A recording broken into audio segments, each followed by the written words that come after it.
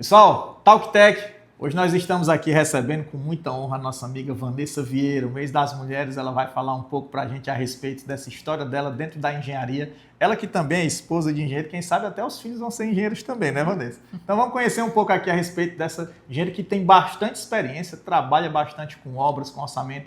Vai falar muito da experiência dela, mas também da vida dela, contar como é que foi essa vitória que ela traz até agora. Doutora Vanessa, seja bem-vinda, vamos conversar um pouco aqui a respeito da sua vida principalmente. E Vanessa, a gente conversando previamente aqui, falou, né, o primeiro ponto, você não é teresinense, então. Não, como é que, não sou como é que você veio parar aqui em Teresina, como é que foi? Bom, minha família é daqui do Piauí, né, do sul do Piauí, de Simplício Mendes. E meus pais foram morar fora, né, há uns 40 anos atrás, em São Paulo, e eu nasci lá, em São Paulo. Ah, é paulista. Isso, paulista, de Santo André, do Grande ABC. E aí, com o tempo, meu pai veio com a família toda para cá e a gente veio para Oeiras, né? Lá eu fiz o ensino médio e passei no vestibular e vim para Teresina. Foi quando até hoje eu tô aqui em Teresina, né? Entrei na UESP, né? Entrei na UESP para fazer a faculdade de engenharia e tô até hoje aqui, né? Não pretendo sair, não. Não até agora, não. Né? Gosta do calor teresinense, Gosto, né? Aí a gente acostuma. Depois a Vanessa, eu lembro acostuma. que eu estava me formando, a Vanessa estava ali começando, na época fazia com o Rômulo era da elétrica, você era da civil, né? Na época era o tronco comum, pagavam as disciplinas juntos, né? E aí, Vanessa, por que foi assim? Como é que foi para a engenharia? O que foi que te direcionou? Por que você escolheu ser engenheira? Inicialmente, não era nem a engenharia civil que eu queria, né? Meu pai era da área de telecomunicações e a gente tem aquele negócio, né? Eu vou seguir a carreira do meu pai e eu queria ser engenheira de telecomunicações. Só que não tinha no Piauí. O mais próximo era engenharia elétrica, né? Sim. Só que aí na hora de fazer a inscrição, naquele tempo era PSIL, eu botei para engenharia civil, que eu disse, eu vou mudar. Aí foi quando eu mudei, botei para engenharia civil, aí passei para engenharia civil, não, vou fazer engenharia civil. Aí foi aquela mudança. Eu queria uma coisa, mas aí mudei e aí já me encontrei, né? Era realmente o que eu queria. Não segui essa parte de telecomunicações, mas gostei muito da parte da engenharia civil. E aí acabei seguindo, né? Conheci um engenheiro da parte da elétrica, né? E aí também convivo, né? Nessa área da parte da elétrica. Querendo ou não, estou no meio. Na época lá, a turma de vocês foi uma das primeiras turmas do CTU, né, Vanessa? Eu lembro que a gente estava formando. E aí, na época, a infraestrutura ainda estava iniciando ali no CTU, que é o Centro de Tecnologia da UESP, né? Centro de Tecnologia e Urbanismo. E aí, eu lembro que uma das dificuldades que a gente tinha muito grande era da questão de transporte. O pessoal ia lá, descia no Pirajá, ia para lá. E aí você era uma das poucas mulheres, né? Eu acho que você eram poucas mulheres, era contemporânea com a Carol ali, mais ou menos, né? Quase da mesma época. Como é que era nesse tempo, Vanessa, a dificuldade? Primeiro, era mais difícil por ser mulher no curso? Tinha algum problema? Como é que era? Eu não digo difícil, né? Era só mais a questão de adaptação, mas a gente tinha muita questão do respeito, né? Que os meninos tinham respeito, atenção e o carinho por ser poucas mulheres. Então, como tinha essa questão de chegar até o CTU, né? A questão da UESP mesmo, da sede da UESP, para a gente chegar até lá, era perigoso, né? Então, os meninos sempre acompanhavam a gente, tinha essa questão dessa preocupação com a gente. E isso foi muito bom, né? Por esse ponto, eram poucas mulheres. Se eu não me engano, eram umas 6 mulheres, isso juntando da civil e da elétrica, né? Que a gente acabou pagando as primeiras disciplinas juntos. Então, os meninos sempre tinham aquela preocupação de estar com a gente ali, porque eram poucas mulheres, então sempre acompanhava. Mas não tive nenhum problema, assim, em relação a essa divisão, né? A gente sempre foi muito unido. Naquele momento, era sempre todo mundo muito unido. Essa questão quando eu já vou para o curso, né? Eu costumo sempre dizer, na minha turma eram 3 mulheres, né? Era a Milena, a Adriele e a Karen. Eu costumo sempre dizer que as mulheres têm vantagem sobre os homens, mesmo nas exatas, que o pessoal acha que o homem é melhor em exata, porque mulher é mais organizada. A mulher é mais organizada, a mulher é mais focada. E principalmente quando a gente está nessa idade mais nova, né? O homem ainda é muito mais imaturo do que a mulher, né? E como é que era o curso assim, Vanessa? Como é que você via a questão do curso no começo? Espantava? Como é que era? O curso em si, para mim, foi muito bom, muito proveitoso e em relação a esse ponto da convivência com os meninos, né? Inclusive nesse ponto eu sempre escrevia muito, né? Tudo que os professores colocavam, eu estava lá sempre escrevendo. Então, eu tinha todo o assunto. E os meninos não escreviam, eles pegavam do meu caderno, né, para poder estudar. Então, naquele tempo era muita xerox, né? Então, a xerox era do meu caderno. Então, Eu acho que isso me ajudou também, a questão de estudar mais, porque eu disse, não, eles não estão escrevendo, eu vou ali escrever, porque eu já tenho esse costume de estudar sempre escrevendo, né? Porque para mim é mais fácil.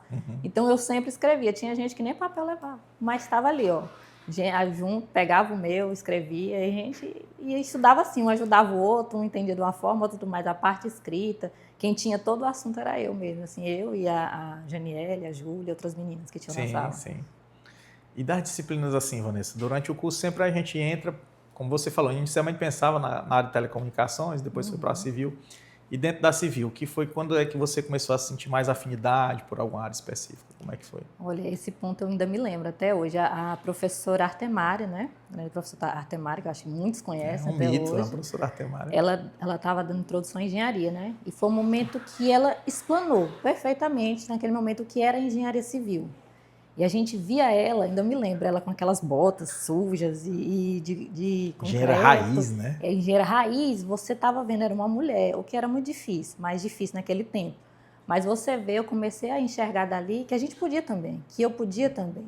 E aí ela começou a falar os vários pontos da engenharia, ela explanou perfeitamente o que era engenharia civil. Então, a partir daquele momento, se eu não me engano, não lembro exatamente se foi o primeiro ou o segundo período, acho que foi entre o primeiro e o segundo período, por aí, que aí eu comecei a ver, não, é isso aqui que eu quero, é isso aqui que eu quero construir, desenvolver e agregar, né? Aí foi a partir desse momento, porque eu me lembro dela explicando perfeitamente. Ela foi com a bota, eu me lembro da cena exatamente. E ela foi um exemplo muito importante para mim. Acho que até hoje... A professora Artemária ela inspira bastante. A gente, inclusive, gravou um papo de Titãs com ela, né? Falando da história dela, muito interessante. E ela inspira muito, né? Inspira muitas pessoas, assim. E lá do curso, quem é mais que você lembra, assim, dos professores e dos alunos? As histórias, assim, interessantes que você lembra? Ah, muitos professores. Não, os professores, todos ótimos professores, não tenho do que reclamar, mas os professores mesmo, assim, a partir do quinto período, aqueles professores que eu acho que ainda hoje estão lá, professores raiz, o professor João Zoé, o professor Fernando Jufá, o Maurício, a professora Josélia, o professor Roberto, né, da área de hidráulica. Sim. A gente lembra da Iáscara, né, da parte de topografia, a gente lembra sempre desses professores que eu acho que foram professores que não só na engenharia civil, mas na engenharia elétrica, né, que é que eles estavam inicialmente ali, que deram aquele pontapé inicial para a gente, né, que às vezes no começo do curso a gente não vê muito na área da engenharia, a gente fica meio assim, querendo ver mesmo a parte concreta da engenharia, mas não consegue, porque é cálculo, cálculo 1, 2, 3, é tanto mais o abstrato, né? Aí quando você começa a ver engenharia, os professores começam a te mostrar um outro mundo. Aí você já vai se interessando mais, né? Até o quarto período são disciplinas que são as Até o disciplinas quarto. básicas, né? Exatamente. E aí depois é que a gente inicia realmente na parte da prática. E aí quando vem a prática, vem junto os estágios. E aí como é que faz a experiência dos estágios, Vanessa? Naquele tempo a gente tinha mais oportunidade de estágio, né? Eram poucas universidades que tinham, né, na engenharia naquele tempo, então a gente tinha mais possibilidade de estágios. Eu tive a oportunidade de estagiar numa empresa que trabalhava com a parte de engenharia elétrica, né? Só que pegava civil e elétrica, então eu pude conhecer um pouquinho de todo o processo, né? Ali, eu acho que foi, se eu não me engano, no sexto período que eu comecei a estagiar. Então eu conheci todo o processo, processo de licitação, processo de compra de material, processo dos projetos. Era uma empresa que trabalhava para fora, né? E aí eu conheci um pouquinho de cada área. Então, dali eu já pude ter aquela experiência. E dali eu já passei para uma empresa de consultoria, né? Que já era um outro ramo da engenharia. Projetos. Que tinha projetos de obras públicas, né? Trabalhava com projetos de obras públicas. E aí eu comecei a ver esse outro lado, de orçamento e projeto, que foi onde eu comecei a me direcionar. Foi nesse segundo estágio que eu comecei a ver o orçamento, via diretamente o que era, né, a questão das obras públicas, né? E aí foi onde eu comecei a me encontrar. Daí para frente eu já me envolvi mais no orçamento, né? Que é onde a gente começa a definir para que lado vai, porque a engenharia são É amplas. bem amplo, principalmente a civil, né? Exatamente. E aí quando você foi para essa área de orçamento, como é que foi, Vanessa? Eu comecei a trabalhar na empresa que eu já estagiava. Então, foi uma passagem para mim tranquila, por quê? Porque eu já estagiava lá, né? Já trabalhava nessa área, então eu já me formei e já fui logo efetivada na empresa, né? Então, eu já trabalhei com uma coisa que eu já vinha desenvolvendo, né? Nessa parte de orçamento de obras públicas. Minha primeira chefe era uma engenheira civil, uma mulher, o que também me deu esse estímulo, né? Ver aquela mulher na gerência, uma engenheira civil, assim, que era mais difícil, né? Hoje em dia, não, graças a Deus, tem muitas engenheiras. Tem conquistado espaço. Muito, conquistando muito espaço, mas antigamente era mais difícil, né? E aí, por ver ela, né, naquela posição, a gente tem aquele estímulo maior, né? E foi quem me ajudou desde o início, quem me deu apoio, quem me fez enxergar a profissão de outra forma também, né? Não mais grosseiramente, mas uma forma mais delicada, né? Uma forma que a gente pode ser engenheiro, mas não precisa ser assim, grosseira, direta, mas a gente pode ser delicado, pode ser leve, né? Uhum. Pode ser leve. E foi daí que eu continuei nessa área, né? De orçamento, eu vi a questão dos cálculos, que eu sempre gostei muito da parte de cálculo, mais do que de projeto. Então, para mim, essa parte de levantamento, de orçamento, de ver os valores, né? Ver aquela estrutura transformada em valores, para mim foi o que mais me chamou a atenção. E ainda hoje venho trabalhando com isso, né? Quando você foi para essa área, você escolheu, assim, o mundo leva a gente, né? A gente às vezes É, escolhe alguma coisa, mas é a vida exatamente. que vai levando, né? E aí, Vanessa, o que foi, teve algum fato assim que você lembra que foi uma dificuldade que te fez evoluir? Teve algum fato específico, alguma recordação assim, ó, esse caso aqui realmente foi uma coisa que teve uma virada bacana para mim e tal? Assim, no ponto do orçamento, né, eu vinha muito a questão das obras, a gente não tinha uma questão da dimensão dos valores, né? Você viu uma obra, no ponto de vista assim, particular, 1 milhão é muito dinheiro. Só que quando você vê uma obra, 1 milhão não é nada. 1 milhão é só a fundação da obra. Então, quando você começa a ver que não é só aquele milhão, e quando você questiona, você vê na TV, não, tantos milhões, que você vai entender que uma obra realmente é até mais do que aquele valor, quando você começa a entender detalhadamente a fundo, você começa a ver o outro lado da engenharia, né? O lado dos valores, o lado de que aquela estrutura que você viu que tem todo um projeto equivale àquele preço. Aquele preço saiu de todo um estudo também, porque para você montar e chegar naquele preço, você tem todo um estudo, além de material, de mão de obra, de toda uma produtividade, né? Para chegar naquele valor. Não é só, é tantos milhões porque a gente estimou que é tantos milhões. Mas foi porque detalhadamente a gente chegou e estudou aquele custo. E para mim, chegar naquele valor, ver as obras chegando naquele valor, era o que mais assim, eu tinha essa curiosidade, né? De saber o valor de cada etapa. E querendo ou não, você aprende um pouquinho de cada etapa. Até porque para você fazer o orçamento, você tem que saber um pouquinho de cada etapa, tem que entender um pouquinho de cada etapa, né? Para poder desenvolver isso. E quando eu via as obras públicas, né? Via a questão de chamar a atenção, né? A ponte tal está parada, a obra tantos milhões. O volume sempre muito grande. São valores muito grandes, né? Que a gente fica, uma ponte está a tantos milhões, mas por que uma ponte está a tantos milhões? Que a gente tem ideia e dimensão de uma casa, né? Que a gente mora aqui, a gente tem mais ou menos ideia de um valor de uma reforma de uma casa. Agora, de uma obra pública, que é algo grande, uma obra pública, um hospital, um posto de saúde, uma praça, você não tem mais ou menos uma dimensão. E aí hoje eu olho uma placa e eu tenho mais ou menos ideia. 100 mil, o que é que 100 mil faz? Hoje, de uma obra pública, é quase nada, né? Pouca coisa. Então, a gente consegue dimensionar isso, mas pela curiosidade. Foi a curiosidade que me levou a me direcionar para essa área, entendeu? Trabalhar nessa área. E teve algum caso, assim, que eu falo um caso específico, você lembra, teve um dia que eu fui numa obra e aí não identifiquei isso, tal. Teve alguma história que você lembra, assim, que foi marcante?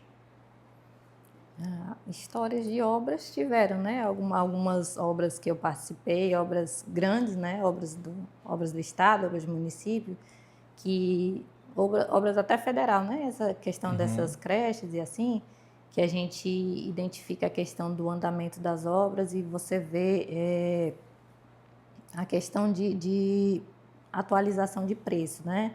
Assim, às vezes uma obra, dor de cabeça, obra que foi construída em 2001, foi parada e você tem que retomar uma obra.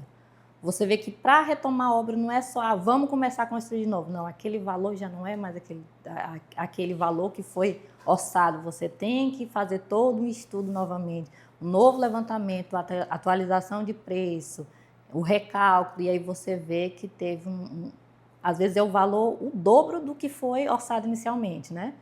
E aí, às vezes, tem que ser desmanchada a obra que a estrutura já ficou muito tempo parada, que tem coisa que não dá para recuperar. Fazer demolição. Então, acabei, assim, tendo a curiosidade de algumas creches que ficaram muito tempo paradas, que precisou ser feita demolição, que você vê que eram estruturas que, se tivessem sido finalizadas naquele tempo, né, talvez seria um valor, mas que com o tempo parado, houve esse custo adicional e que você precisa fazer toda uma avaliação, é toda uma engenharia em cima daquilo para poder chegar num valor atualizado para você ter aquela obra novamente.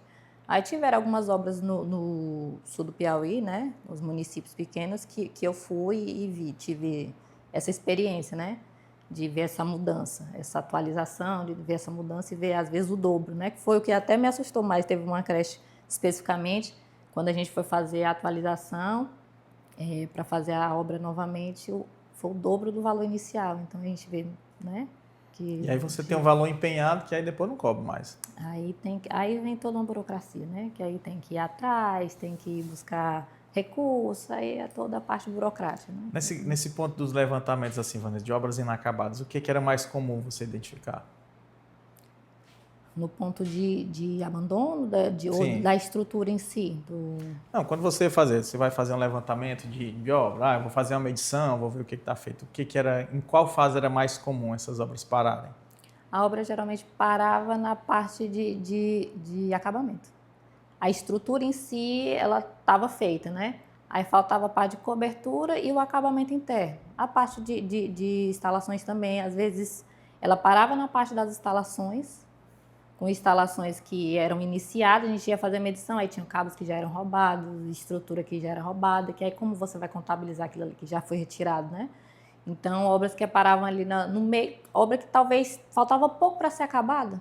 Se tivesse só concluído, mesmo, né? E aí você tem que fazer todo um recálculo para poder buscar, né, finalizar essas obras.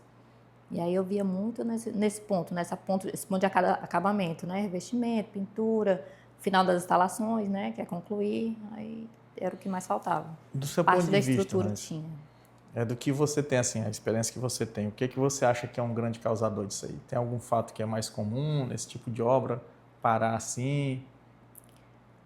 Eu acho assim que pelo que eu vejo, né, é mais a questão algumas empresas, né, que simplesmente abandonam a obra pela questão alguns valores que eles, no momento da licitação, né, colocaram um valor X e estimaram isso, e às vezes a estrutura da empresa não consegue dar conta. Pegou uma ou duas ou mais obras e você não consegue dar conta de andar com aquela obra e acaba abandonando, né? Às vezes, no momento da licitação, ele está todo certo, a empresa está toda certa, só que durante o processo, né, ele acaba pegando uma outra obra ou acontece alguma outra coisa que ele não dá continuidade, não tem mais, gasta o dinheiro, né, em outras obras e acaba não finalizando aquela. Aí quando você vai ver a obra, ou a construtora tinha toda uma estrutura, uma condição, né, de prestar o serviço, só que no meio do caminho acabou abandonando porque usou o dinheiro em outra obra ou usou a mão de obra em outros lugares e foi abandonando, né? Que é o que eu vejo muitos aí, que acontece hoje, né? Acabou abraçando muita coisa.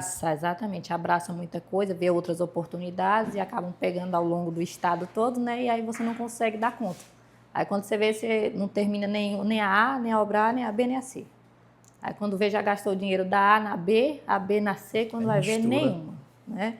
E aí acaba ficando, aí nenhuma finaliza. Aí vai para processos e fica né?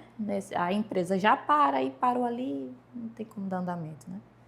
E para quem trabalha com esse tipo de serviço assim, você que trabalha com orçamento, com medição, quem trabalha no setor público, o que você vê como desafio assim, Vanessa? Tipo, tem uma pressão do chefe, tem uma cobrança, tem um meio político, o que envolve tudo isso? Acho que tudo parte do princípio da engrenagem funcionar, né? Todo mundo tem que entender da mesma forma. Porque se nesse meio um só parar, a obra já não anda lá na frente. Se a pessoa que faz o projeto, isso tudo vem lá do começo, né? Se a pessoa que faz o levantamento já levantar errado, já causa um problema lá na frente. Aí vem o levantamento, o projeto, a questão do orçamento, aí vem o processo da licitação, né, em si. Se alguma coisa dali começar a dar problema, lá na frente já gera questão de aditivo, de atualização de valores, de alguém que quer adiantar a obra, né? Alguma parte política que queira adiantar a obra porque tem que finalizar alguma coisa, ou tem que mostrar, né? Levando por parte do município, né? Não, nós vamos mostrar para o município que acabou, vamos agilizar, ou às vezes não tem nem como agilizar, e aí uma coisa vai puxando, aí você acaba impedindo o andamento normal da obra. Aí daí já não consegue o resultado esperado, né? Quando vai pulando etapas. Vai pulando etapas, exatamente. Você acaba pulando etapas. Não, vamos correr aqui porque lá na frente a gente precisa apresentar essa obra. E acaba, né, que você não tem o resultado esperado, né? Pulando etapas assim, tentando agradar um ou agradar outro e não dá certo. É muito comum assim, Vanessa. Acho que é muito comum acontecer esse tipo Já foi mais. Eu lhe digo para você que do tempo que eu trabalho com isso já foi mais. Tem mudado muito, muito mesmo. Assim, as obras públicas têm mudado muito. Eu vejo muita a parte de fiscalização, né? Tem um empenho muito grande nessa parte. Está tendo muita fiscalização. Antigamente não tinha tanto. Antigamente a gente via mais isso acontecer. A gente via mais obras paradas, a gente não via mais a evolução, mas hoje em dia pode ver que tem poucas. Tem uma ou outra que está parada por algum impedimento, às vezes técnico, né? De ambiental, a parte ambiental, né? Às vezes impedimento técnico, mas essa parte, assim, já melhorou muito, muito mesmo, essa parte de pular etapas, não se pula mais etapa, não. Eu sou do tempo que, às vezes, a gente fazia na caixa mesmo, né? Tinham projetos mais simples que eram aprovados. Hoje em dia não é tão simples mais assim, né? O script é muito grande. Na Caixa, na Codevasf, eu me lembro que era um pouco mais simples. Só que todo mundo vai evoluindo, né? Vai entrando uma documentação, outra, e agora está mais a Caixa mais Codevasf, direcionado. eles trabalham muito com convênio também, né? Isso. E aí acaba quando passa para a prefeitura, ficando o processo mais a cargo das prefeituras, né? E aí o que é a pergunta assim? Quando você tem esse tipo de processo, Vanessa, você que acompanha desde a época do levantamento, da fase do levantamento, é muito interessante isso aí que você falou. Você começa pela fase do levantamento, projeto de execução, fiscalização, tudo isso envolve áreas das engenharias, né? Isso. O que você acha assim que vai formando essa experiência aí? Como é que é? A pessoa começa com estágio, beleza. Mas disso daí, o que você acha que a pessoa que vai trabalhar, que hoje tem muitas oportunidades aqui no estado, tanto nas prefeituras, no governo, mas o que você aconselha para a pessoa que vai seguir isso, né? Tanto trabalhando para um órgão estatal, quanto trabalhando em empresas também, que tem muitos escritórios aqui. O que você acha que é um conselho bom para a pessoa se preparar? É a pessoa se atualizar, né? Eu acho que hoje tem muita oportunidade, né? A tecnologia veio para isso, facilitar isso. E eu estava até vendo, antigamente a gente tinha que ir para a obra mesmo, para ver como é que funciona a questão de coisas específicas da engenharia. Hoje não, hoje você vai, tem um vídeo, porque já tem engenheiro filmando, então você consegue ter acesso daquilo, é sempre estar se atualizando. É se atualizar com todas as áreas, às vezes você trabalha numa área, mas tem que saber um pouco da outra também, né? Parte de levantamento, a gente vê isso muito superficial na formação, porque não tem como ver tudo, né? A gente vê um pouco de cada coisa, mas quando você decide entrar para essa parte, né, para essa especificidade da engenharia, é bom você sempre buscar um conhecimento específico em todo o passo a passo. Tem como, porque hoje tem esse acesso, né, da tecnologia, tem na internet, você tem acesso a vídeos do início ao fim das obras, tem passo a passo, e você está ali, tem como pesquisar o que é o correto, o que não é o correto, você ter acesso a vários tipos de obras, porque hoje todo mundo tem acesso, né? E se atualizar, né? Se atualizar e ver realmente qual é o ponto que você está querendo chegar, para ver qual a especificidade que você quer, né, na engenharia, para ver para que área que você vai se direcionar, né? Mas acesso tem e é se atualizar. Estava até falando nessa questão de se atualizar, o curso de Revit, eu tenho um curso de Revit que já tem um tempo parado, né? Aí eu resolvi voltar, aí eu finalizando o curso aqui, quando foi a semana passada, eu estava vendo que já existe um outro curso do Revit com IA. Então eu já estou atrasada num que eu já estou finalizando. Então, a gente tem que estar se atualizando. A gente não consegue na mesma velocidade que está, né? Tecnologia, porque a gente está terminando aqui um curso, já aparece um lá com IA na frente, só que à medida que vem saindo coisas novas, a gente tentar, né? Porque senão a gente começa a sair desse foco, a gente começa a sair da evolução, né? Não é mais como antigamente, então a gente tem que ir se atualizando mesmo para poder... Esse ponto que você falou é muito interessante. A nossa profissão é a tecnologia, a gente é ligado à tecnologia, Total. as engenharias são ligadas à tecnologia. E aí você falou da grande revolução que está acontecendo, a gente está vivendo uma revolução que é a revolução da inteligência artificial. Exatamente. E na engenharia, o que você acha que impacta na área, por exemplo, que você falou aí de obra pública, de orçamento, fiscalização, o que você acha assim que isso aí revoluciona de que forma, Vanessa? Você já está utilizando inteligência artificial? Estou começando, estou começando a entrar nessa parte de inteligência artificial, como eu te falei, né? Já estava finalizando alguns outros cursos e agora já vem essa parte da IA, eu já estou começando a entrar, porque senão a gente vai, né, ficando desatualizado. Só que eu já percebi que a inteligência artificial ela veio para ajudar a agilizar também o processo, né? A facilitar. Às vezes o que a gente demorava mais tempo para estar fazendo, uma planilha ou até um programa, a inteligência artificial ajuda a gente no sentido de facilitar aquela questão do tempo, né? Você facilitar desenvolver um projeto, ou seja, uma planilha, o que for, e poder juntar com as atualidades. Como eu posso dizer? Eita, corta bem. Não, tranquilo. É porque eu estou tentando lembrar a palavra. Você pode falar assim, e poder ajudar, aí você continua. Em poder ajudar a questão da atualização com as normas, né? Porque às vezes a gente tem que ir lá buscar uma norma e a inteligência artificial já faz isso para a gente no sentido de já estar atualizado, né? Ele consegue direto naquela norma atualizada, não vai buscar a antiga, já vai buscar atualizada, então já consegue atualizar um sistema que você está trabalhando, uma planilha, ou mesmo um projeto, trabalhando dentro daquelas normas atuais. Então facilita e ajuda a evitar mais erros, né? Eu acredito que ajuda a evitar mais erros. Porque é uma ferramenta que vai te auxiliar, ela não vai fazer por você. Porque aí é que está o ponto. Muita gente acha que ela vai fazer por você, mas ela vai auxiliar. E a ideia é auxiliar para auxiliar os processos para desenvolver mais rápido, né? E evitar mais erros. Mas fazer por você, eu particularmente acredito que não. É interessante a gente falando da parte de obra pública. Eu lembro bem que quando a gente ia fazer especificação técnica, era um negócio terrível. Você ia fazer um caderno de especificações técnicas até para uma casa de mel, para uma coisa pequena, né? Que você fosse fazer uma parada de ônibus, aí quando ia para a especificação, aí você ia pesquisar, era aquela demora e tal. E aí hoje com a inteligência artificial é rápido, mas isso aí que você falou é interessantíssimo. A questão de que ela é uma ferramenta mecânica. Ela só vai agilizar, a gente é que tem que ter esse conhecimento. E na aplicação que você falou aí do Revit, como é que funciona, Vanessa? O que você acha assim da inteligência artificial com o Revit?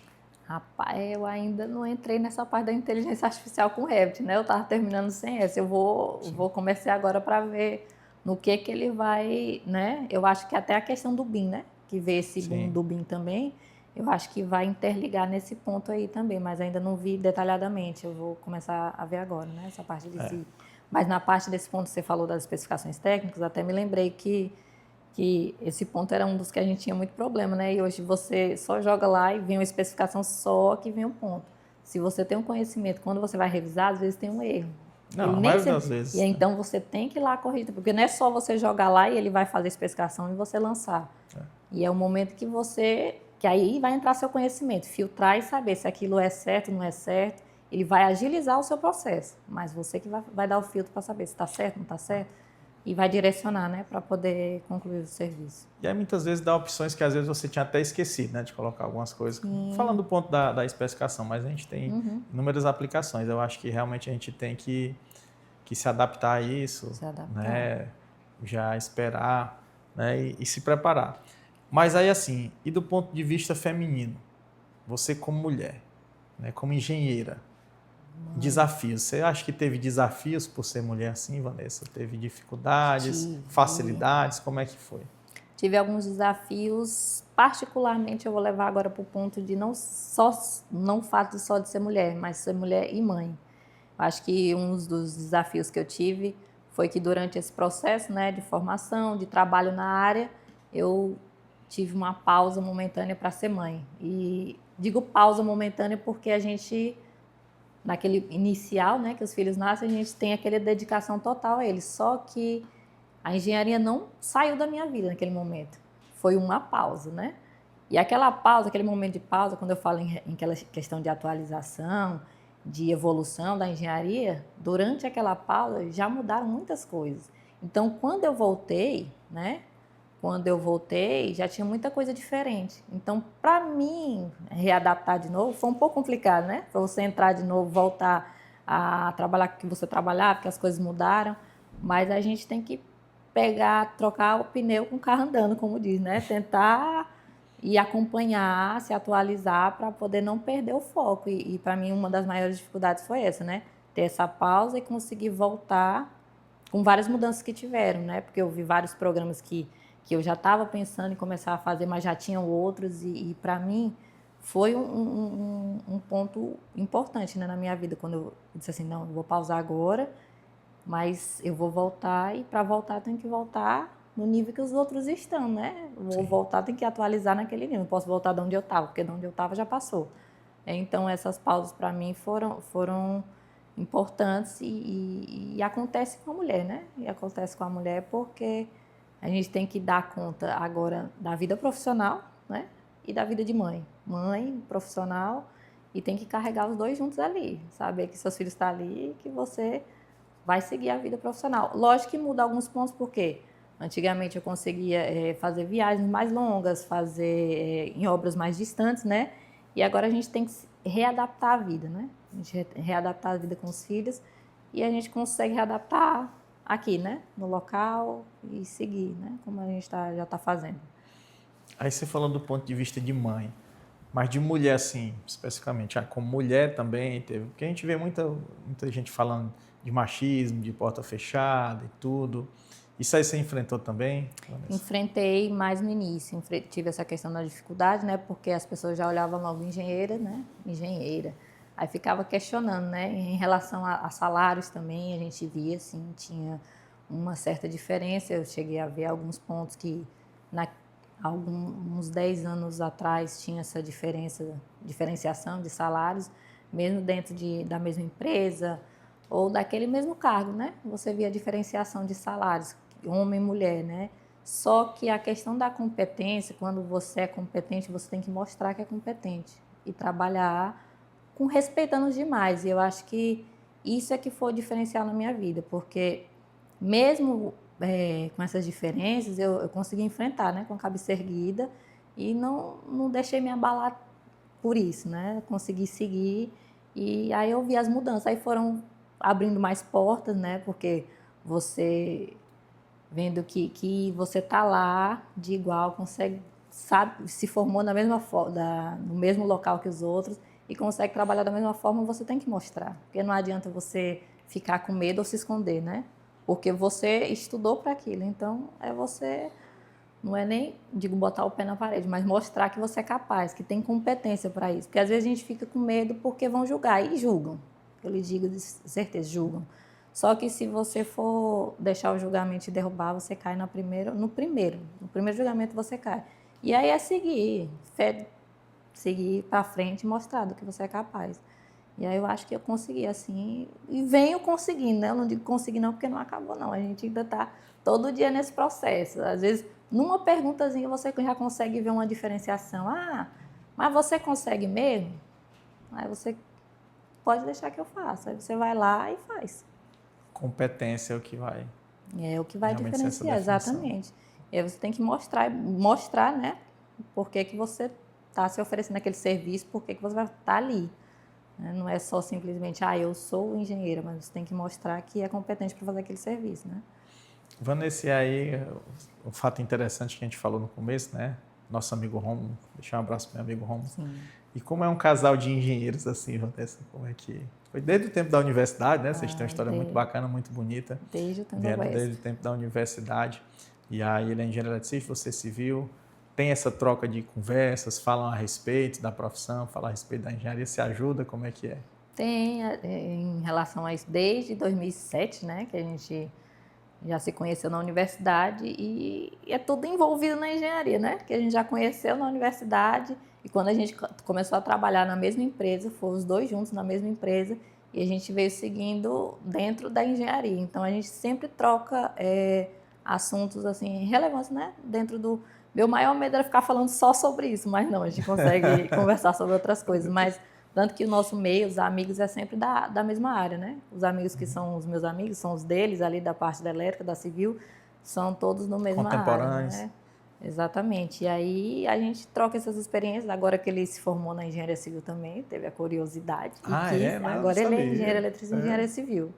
E aí é que ele pede mais opinião, né? Porque é novo engenheiro civil, então a gente divide, né, os assuntos nesse ponto. Aí agora lá em casa, livros e livros, a parte técnica é civil e elétrica.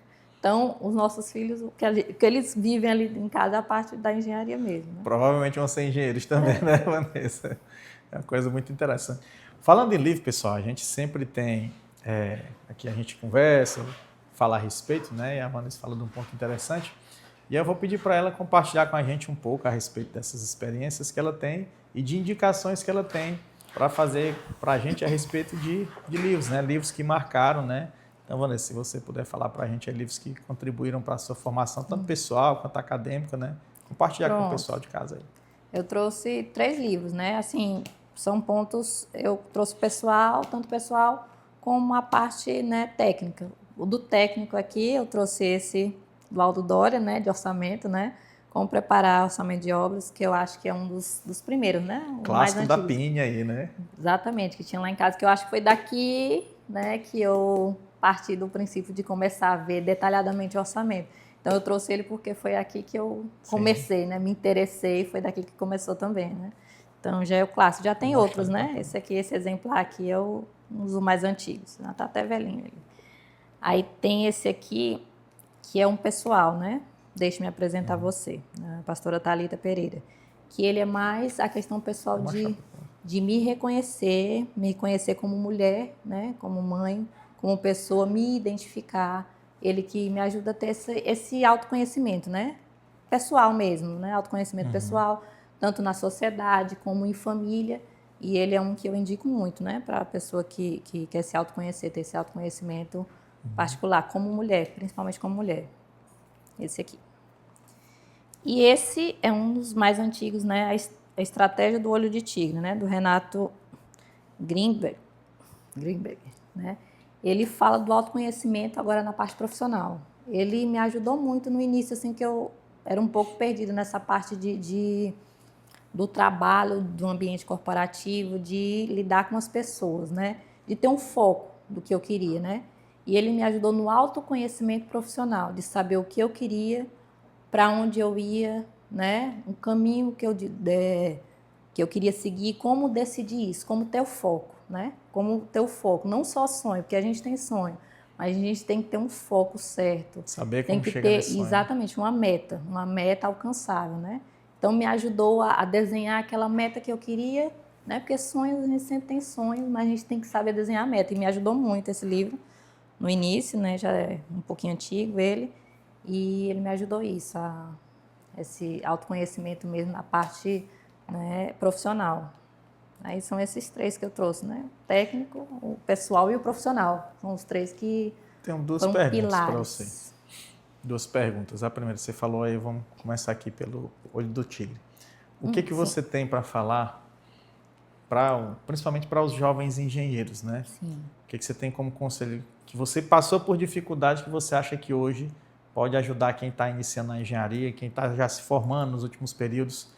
O que você acha que pode contribuir, assim? Pronto. Um ponto que vocês decidam tem um foco, né? Você decidir o que você quer e montar a sua meta, né? Que esse livro me ajudou muito nesse ponto. Porque no início a gente tem várias áreas, né? Vários pontos a seguir, você é muito amplo e você quer ir para todas as áreas, né? Ah, eu quero ir para aquela que dá mais dinheiro. E às vezes nem é que você tem tanta afinidade assim. Você tentar se reconhecer e ver o que é que você tem afinidade, né? O que é que você vai conseguir desenvolver melhor, aquilo que você vai trabalhar com amor também, né? Porque não adianta só você trabalhar e fazer aquele serviço manualmente, mas trabalhar com amor, com o que você gosta. E você definir essa meta e traçar objetivos para poder atingir essa meta. Porque você vai conseguir encontrar a sua especificidade na sua profissão, você vai conseguir se direcionar, né? Essa semana passada teve um aluno de engenharia, faz tempo que um aluno de engenharia tinha me feito essa pergunta, né? Ele perguntou, você que já é mais antiga na área, para que área eu vou? ele vai se formar agora no final do ano, né? E aí ele me perguntou para que área eu vou, eu ainda não sei para que área eu vou. Ele já está estagiando numa área, mas ele não tem interesse em continuar na área que ele está estagiando. Aí ele me perguntou para que área eu vou, qual é a área que está dando mais dinheiro, que é a pergunta clássica, né? Qual é a área que está dando mais dinheiro, qual é a área que tem mais vagas de engenharia por aí. Aí eu parei um minuto e pensei, aí eu disse, qual é a área que você gosta, né? Primeiro, né? O primeiro ponto, o que você gosta da engenharia? Ah, eu gosto disso, disso, disso. Eu disse, você já pensou em fazer uma especialização nessa área? De você procurar pessoas dessa área para ter o conhecimento de realmente saber se você gosta desse trabalho e não só da especificidade, porque às vezes assim, a pessoa gosta de estruturas ali, mas não tem afinidade com cálculo. Então a pessoa tem que se entender, se autoconhecer para poder seguir a sua profissão, né? Tem que ter esse conhecimento próprio. E aí eu acho que é o momento da pessoa parar também, não ir só pelo, tem várias áreas, aliás, tem várias vagas nessa área. Mas não, eu quero isso, eu sei fazer isso, entendeu? A pessoa tem que ter esse pensamento, né? Tem que ter, eu botar aquilo como meta, minha meta é qual? Eu vou traçar isso para poder chegar a ser um especialista em estruturas, porque eu gosto de estruturas, eu gosto de cálculo, eu gosto de fazer isso, então se eu vou fazer especialização, vou trabalhar nessa área. E assim como as demais áreas, né? A pessoa tem que buscar o conhecimento mesmo, não adianta só ficar eu vou tentar isso. Não, mas agora eu vou tentar isso. Não, mas fulano disse que tem tantas áreas para isso aqui. Não é bem assim que funciona. A gente sabe porque às vezes a pessoa vai tentando. A área da engenharia tem várias, né? E vaga tem também. Só que se você não for bom e se não se destacar... Isso que você falou é interessante, é uma sabedoria grega, né? Você tinha no oráculo de Delfos. Temet nos, que conhece-te a ti mesmo, né? Então já é uma coisa Exatamente, milenar. autoconhecimento. Acho que a gente buscar se conhecer é uma coisa. E agora outra pergunta, Vanessa. Para as mulheres, o que você dá um conselho para as mulheres? Como engenheiras, né? A mulher na engenharia, o que você acha que pode contribuir? O que você acha que pode ajudar a mulher? O que pode direcionar? O conselho, além de ser o mesmo, né? É se autoconhecer e eu acho que usar desse poder feminino, eu digo poder feminino da persuasão, da comunicação, da sensibilidade na engenharia, porque precisa muito. Te digo, em todas as áreas precisa muito essa questão da sensibilidade, da atenção, dos detalhes, porque hoje a engenharia é feita de detalhes. Hoje não, sempre foi, né? Mas hoje, com essa questão do desenvolvimento, é feito em detalhes e a mulher tem muito disso, muito de ver os detalhes, de conseguir pegar, né, os pontos pequenos ali, conseguir enxergar e fazer a diferença. Então, a partir do momento que a gente consegue fazer a diferença nos detalhes, a gente pode usar isso a nosso favor, né? A nosso favor, para crescer dentro da engenharia, para alçar outros pontos maiores, chegar em lideranças, né? Que a gente busca isso também, chegar em lideranças e fazer a diferença com esse diferencial feminino, né? Fazer a diferença dentro da engenharia e contribuir mais, né? Com o crescimento nessa área. Muito bom, doutora. Muito bom. Então, vamos aqui ao nosso encerramento. Interessante, a doutora Vanessa traz essa serenidade, essa tranquilidade, mas mostrou aqui uma técnica assim espetacular, viu? Então, pessoal, a gente vai encerrando aqui. Quero passar para a doutora Vanessa fazer aqui uma mensagem final para todo mundo, mas quero agradecer para você, Vanessa, estar aqui. Eu que agradeço, né? Muito feliz por estar aqui, falando com um velho amigo já de muitos anos de UESP, né? De UESP. E agradecer por tudo e dizer para não desistirem e continuar se atualizando, porque a gente busca esse diferencial na nossa profissão, né? É fazer a diferença dentro do que a gente tem com o que a gente tem, que é muita coisa, viu? A nossa carga, a nossa bagagem é bastante grande. A gente pode fazer a diferença e o momento é esse. Aliás, sempre o momento é esse, né? E sempre vai ser. Dedicação. Vanessa, muito obrigado por contribuir com a gente. E é isso aí, pessoal. Talk Tech, CREA Piauí, você.